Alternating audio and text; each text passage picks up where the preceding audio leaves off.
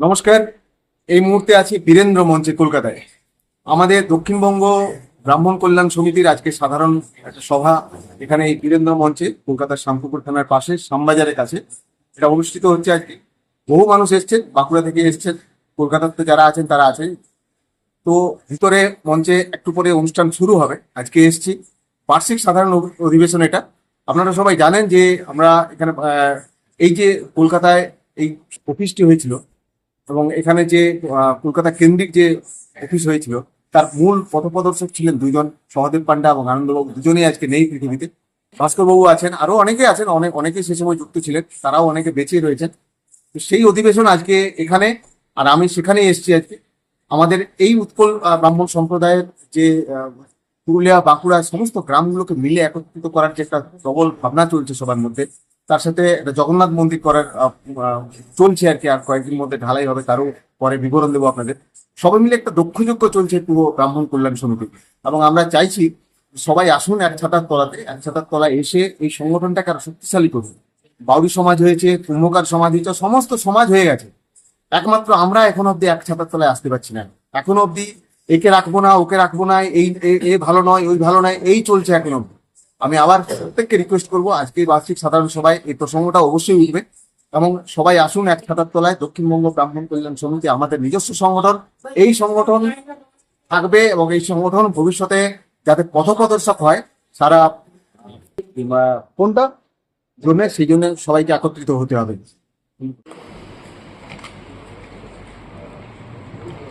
পুরুলিয়া, বাঁকুড়া বা কলকাতার বিভিন্ন প্রান্ত থেকে সবাই উপস্থিত হয়েছেন, তাদের আমি স্বাগত জানাই। আমি স্বাগত জানাই যে আমাদের মধ্যে পেয়েছি ডক্টর অশোক কুমার পাত্র মহাশয়কে, যিনি বিধানচন্দ্র কৃষি বিশ্ববিদ্যালয়ের ভাইস চ্যান্সেলর। আমরা কৃতজ্ঞ যে তিনি আমাদের আবেদন সাড়া দিয়ে আমাদের সবাই উপস্থিত হতে সম্মত হয়েছেন। ভাস্কর লায়েককে চেনেন অনেকেই, আবার অনেক নতুন প্রজন্মের ছেলেমেয়েরা হয়তো চেনেন না। অত্যন্ত গুণী মানুষ ছিলেন ভাস্করবাবু। আমাদের উৎকল সম্প্রদায়ের আইএস প্রথম, এবং জানি না এর পরে কী হবে। তিনি আইএস, এবং তিনি বুদ্ধদেব ভট্টাচার্যের শেষ সচিব ছিলেন। তারপর তিনি রিটায়ার করে গেছেন, এখন অধুনা কলকাতাতে থাকেন। এই দক্ষিণবঙ্গ ব্রাহ্মণ কল্যাণ সমিতির সৃষ্টিকর্তাদের মধ্যে একজন। আজকে যে আড়িয়াদহের বাড়িটি যেটি ভেঙে আবার নতুন করে তৈরি করা হচ্ছে, এনার অবদান সবচেয়ে বেশি এই বাড়িটি কেনার জন্য। অনেকে এসেছিলেন, অবশ্য শুধু মেম্বারদের কয়েকজন, এত গরম তাই অনেকেই আসতে পারেননি, তবে এসেছিলেন বেশ কয়েকজন, এবং তাদের প্রত্যেকের সাথে দেখা হলো, প্রত্যেকের সাথে কথা হলো। প্রত্যেকে চাইছেন এটা হোক। শ্রদ্ধেয় সভাপতি ও মাননীয় সম্মানীয় সদস্যবৃন্দ, বিগত ইংরেজি 2021-22 সালের বার্ষিক সাধারণ সভার পর এক গুরুতর পরিস্থিতির মধ্য থেকে আমাকে সাধারণ সম্পাদক হিসাবে দায়িত্ব দেওয়া হয়। নিরঞ্জনবাবু আমাদের সাধারণ সম্পাদক, তিনি তার সম্পাদকীয় প্রতিবেদন পাঠ করছিলেন। তিনি কি হয়েছে টোটাল ডিটেলসটা বলছিলেন। দক্ষিণবঙ্গ ব্রাহ্মণ কল্যাণ সমিতি, 40 কুমুদ্দশা রোড, কলকাতা 57। ট্রেজারার ছিলেন সভাপতি, তার সমস্ত রকম আর্থিক যে সাইডটা পুরোটাই বিস্তৃত বিবরণ দিচ্ছিলেন, কত ক্ষতি, কত জমা, সব কিছু সেসব নিয়ে কথা হচ্ছিল। একটা সম্মেলন যেভাবে হয় ঠিক একইভাবে সেভাবেই সম্মেলন হচ্ছে, পুরো মিনিটসে সব কিছু রাখা হচ্ছে। যারা বিশেষ করে গ্রামাঞ্চল থেকে যারা আসতেন তাদের সব কিছুই জানা পরিচয় থাকতো না, থাকার জায়গা থাকতো না। অনেক স্টুডেন্ট পরীক্ষা দিতে এসেছে, রাত্রি থাকতে হবে, কোথায় থাকবে, ইন্টারভিউ দিতে আসে, কলকাতায় জায়গা নেই, অনেকেই খুবই আর্থিক অবস্থা খারাপ, জানাশোনা নেই। কেউ যদি কোনো রকমের সন্ধান দিত, এই সব জায়গাতে থেকে কিছু সাহায্য পাওয়ার খুবই ভালো ব্যাপার। ডক্টর অশোক পাত্র এই মুহূর্তে বিধানচন্দ্র কৃষি বিশ্ববিদ্যালয়ের ভাইস চ্যান্সেলর। তিনি তার জীবনের কিছু কথা শোনাচ্ছিলেন, এই দক্ষিণবঙ্গ ব্রাহ্মণ কল্যাণ সমিতি কেন তৈরি হয়েছিল সেসব কথাও কিছু শোনাচ্ছিলেন। খুব ভালো লাগছিল তার কথা, অনেকক্ষণ ধরে তিনি কথা বলছিলেন। একটা উত্তর ব্রাহ্মণের সাথে, একটা উত্তর পরিবারের সাথে হয়তো আমাদের সাথে তার কোনো যোগাযোগ নেই। আবার সিমলাপালের একটা প্রত্যন্ত জায়গার সাথে বা পশ্চিম মেদিনীপুরের একটা জায়গা থেকে আমাদের সাথে কিন্তু আমাদের কোনো যোগাযোগ নেই। সেই যোগাযোগটা এক জায়গায় করার জন্য উৎকল সমাজের একটা বৃহৎ জায়গা, সার্বিক জায়গা তৈরি করার একটা আপ্রাণ চেষ্টা মানুষজন করছে। এতেও আপনারা অংশীদার হন যাতে করে এটা করতে পারি। শুধু জগন্নাথ দেবের মন্দিরে নয়, মাল্টিপারপাস প্ল্যানিং আছে। এই সমস্ত প্ল্যানিং নিয়ে একটা ট্রাস্ট গঠন করা হয়েছে। এই ট্রাস্টটা কিন্তু এই দক্ষিণবঙ্গ ব্রাহ্মণ কল্যাণ সমিতির বাইরে নয়, অর্থাৎ আমরা দক্ষিণবঙ্গ ব্রাহ্মণ কল্যাণ সমিতি একটা মূল সংগঠন। এই মূল সংগঠন তারা তাদের বিভিন্ন কাজ এখান থেকে বিভিন্ন জায়গায় করতে পারে, তাতে কোনো অসুবিধার জায়গা নেই। অর্থাৎ আমার অন্য কোনো ট্রাস্ট একটা গঠন হতে পারে, আবার কোনো একটা কালচারাল কোনো বোর্ড হতে পারে, আবার অনেক কিছু হতে পারে, কিন্তু তার মনিটরিং যদি এই দক্ষিণবঙ্গ ব্রাহ্মণ কল্যাণ সমিতি করে, তার থেকে আনন্দের আর কিছু নেই। শঙ্করীবাবু স্পষ্ট করে বললেন এই জগন্নাথ মন্দিরের সাথে দক্ষিণবঙ্গ ব্রাহ্মণ কল্যাণ সমিতির কোনো বিরোধ নেই। আমরা সবাই এক ছাতার তলায় আছি। সংগঠনটির নাম হচ্ছে দক্ষিণবঙ্গ ব্রাহ্মণ কল্যাণ সমিতি। টঙ্গীতে যে জগন্নাথ মন্দির হচ্ছে সেটা একটা ট্রাস্টের উদ্যোগে হচ্ছে এবং সেই ট্রাস্টের উদ্যোগেই সেখানে হচ্ছে। আমরা সবাই এক ছাতার তলাতে আছি। এই ট্রাস্ট একটা আলাদা জিনিস, কিন্তু আমরা সবাই দক্ষিণবঙ্গের আন্ডারে আছি, দক্ষিণবঙ্গ ব্রাহ্মণ কল্যাণ সমিতির মধ্যে থেকেই কাজ করছি। এটা স্পষ্ট করে এই কথাটা বলে দিন। সুতরাং বিতর্কের অবসান হোক।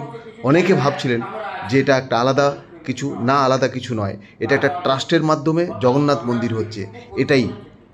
আমাদের বুঝতে হবে যে বয়স্ক যারা তারা কি করতে পারেন এবং তাদের চাহিদাটা কি। সব থেকে ইম্পর্টেন্ট জায়গা হচ্ছে আগামী দিনে বয়স্ক লোকেদের সংখ্যা ক্রমশ বাড়ছে এবং নিচের দিকে জনসংখ্যা ক্রমশ হ্রাসমান। এটা যদিও বিভিন্ন কমিউনিটির মধ্যে বিভিন্ন রকম আছে।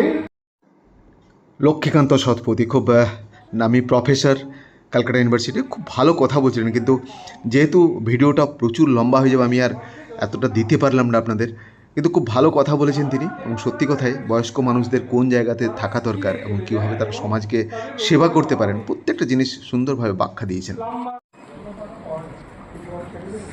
মানে কত টাকা কালেকশন হয়েছে, কত ডেফিসিট আছে, মানে যদি বলা যায় আর কি।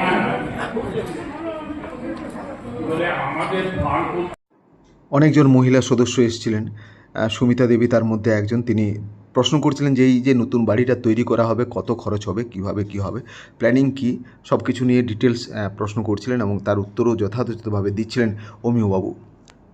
91-92 সালে সমিতি যখন তৈরি হয়েছিল তখন মাত্র 11 জন, তখন কলকাতায় এখন যখন আমাদের প্রচুর এখানে রয়েছেন, আমাদের প্রচুর রয়েছে, প্রায় 250-300 লোক এবং তখন আমরা পেয়েছিলাম যেমন পদের পান্ডা, আনন্দমন পাত্র, তরুণ কুমার মান্তি, তারপরে অমিয় কুমার পাত্র, সুধীর কুমার পাঠক, ভবসুন্দর পান্ডা, ভাস্কর চন্দ্র রায়, আশা মান্তি, নির্মল চন্দ্র পাত্র, মানস রঞ্জন পাত্র, অনিল বরণ কুমার পাত্র, ডক্টর রবি বরণ কুমার। এই কজনকে নিয়ে তখন সমিতিটা। অমিয়বাবু একজন উকিল হাইকোর্টের, তিনি স্পষ্টভাবে বললেন যে 11 জন, তার মধ্যে তিনিও রয়েছেন, আশা দেবী রয়েছেন। এই 11 জন মিলে প্রথম এই কমিটিটা গঠন হয় এবং সমিতিটা গঠন হয়, তারপর সেটা ফাংশন হয় এবং তারপরে অনেকেই যোগ দিয়েছেন এখানে, কিন্তু প্রথম এই 11 জন এই সমিতিটা গঠন করে। খুব সুন্দর সুশৃঙ্খল একটা সংগঠন, যেখানে যে কোনো সম্মেলনে মিনিমাম 4 থেকে 5,000 লোকের খাবার অ্যারেঞ্জমেন্ট করতে হতো। সেই রকম একটা সুন্দর সংগঠন যখন আড়ালিতে মিটিং হলো, ধরে আমার অঞ্চল থেকে 4টে বাস গেছে, আমার আটগ্রাম অঞ্চলে বাড়ি দুবরাজপুরে, সেখান থেকে 4খানা বাস গেছে। মানে আপনারা ভাবুন, শুধুমাত্র একটা কমিউনিটি, তাতে যদি 4টে বাস যায় একটা অঞ্চল থেকে, মানে কি পরিমাণ সাড়া এসেছিল। তো সেটাকে যতক্ষণ না নষ্ট করলেন, নানা রকম বিতর্ক সৃষ্টি করে ছাড়লেন না। সবচেয়ে বড় সমস্যা কি বলুন তো, এই যে একটু আগে আমার বন্ধু বরেশ দীপক মহান্তি বলল যে আমি তো দেখলাম কুর্মী সমাজকে গড়ে উঠতে, আমি দেখলাম বাউরি সমাজকে, আরো মমতা ব্যানার্জির আগে 4টে সমাজকে স্বীকৃতি দিয়ে উনি কালচারাল বোর্ড করেছেন। একটু ভালো করে দেখুন, সেই সমাজগুলোর সাথে আমাদের একটু ফারাক আছে বেশি। ফারাকটা কোথায়? আমরা এখানে উপস্থিত যতজন আছি প্রত্যেকেই কিন্তু সুশিক্ষিত। আমাদের সমাজের শিক্ষিতের হার অনেক বেশি, আর সেটাই আমাদের একতাবদ্ধ হওয়ার সমস্যার মূল চাবিকাঠি। যে যত বেশি বোঝে সে তত বেশি ঝামেলা করে। ভাই প্রতাপ যে কথাটা বলতে চাইলো সত্যি কথাই। এত বেশি পিছনে পিছনে লাগা মানুষ, প্রত্যেকেই এত বেশি প্রশ্ন, কেউ কিছু করে না, ভিতরে ভিতরে খালি সমালোচনা, এবং সেই সমালোচনার দায়ে মানে বিভিন্ন রকম সমালোচনা, ফলে সংগঠনটা দানা বেঁধে উঠছে না। এটা ঘটনা। কি করলে সংগঠনটা দানা বাঁধবে? সেই ডেডিকেটেড মানুষ কোথায়? আমি এত ঘুরি কিন্তু খুব একটা দেখতে পাই না। অনেকে বলেন, অনেকে হাত বাড়িয়ে দিচ্ছেন, অনেকের সময় থাকে না, কিন্তু ডেডিকেটেড মানুষ পাওয়া সত্যি খুব জটিল। আমার বাবা এই সমিতির ফাউন্ডার মেম্বার ছিলেন, নামটা বলা হতো তরুণ কুমার মহান। তো আমি আগে পশ্চিমবঙ্গ সরকারের শাসনতন্ত্রে চাকরি করতাম। এই সমিতির বা এর অঙ্গনে আসার সুযোগ বা সৌভাগ্য আমার হয়নি। বা কোনো একটা যারা এই মূল স্রোতের সঙ্গে থাকতে চাইছেন না, তারা আলাদা বিচ্ছিন্নতা নিয়ে কেন একটা জায়গাটা দখল করতে চাইছেন? শরদিন্দু খুব গভীর প্রশ্ন তুলে দিল। সত্যি তো, আমাদের মধ্যে এত বিবাদ কেন? বিভিন্ন রকম গোষ্ঠী বিভিন্ন রকম কথা বলছে কেন? কেন সবাই এক ছাতার তলায় আসতে পারছে না? কেন এত পদের লোভ? বুঝতে পারি না। এবং এটা দক্ষিণবঙ্গ ব্রাহ্মণ কল্যাণ সমিতির যারা পদাধিকার আগামী দিনে হতে যাচ্ছেন, তাদের অবশ্যই এটা ভাবা দরকার। আছেন তাদেরকে নিয়ে আমাদের এই ব্রাহ্মণ কল্যাণ সমিতি গঠন হচ্ছে। গঠনের মূলে কে ছিল না ছিল, কেন ছিল, খতিয়ে কিন্তু আমি দেখি। আশা মাহান্তি, স্বর্গীয় বীরেন মাহান্তির স্ত্রী, এখানে কলকাতায় কাউন্সিলর ছিলেন, কংগ্রেস থেকে তৎকালীন কাউন্সিলর ছিলেন, এবং তিনি অবশ্যই একজন ফাউন্ডার মেম্বার এই দক্ষিণবঙ্গ ব্রাহ্মণ কল্যাণ সমিতির। আজকে এসে খুব আফসোসের সাথে বিভিন্ন কথা বলছিলেন যে কেন এখনও দানা বাঁধতে পারেনি। 1991-92 সৃষ্টি এই সংগঠন, এতদিন আজকে 2026-এও কেন আমরা সেভাবে গড়ে উঠতে একে তুঙ্গে নিয়ে যেতে পারলাম না, সে আফসোস করছিলেন আজ।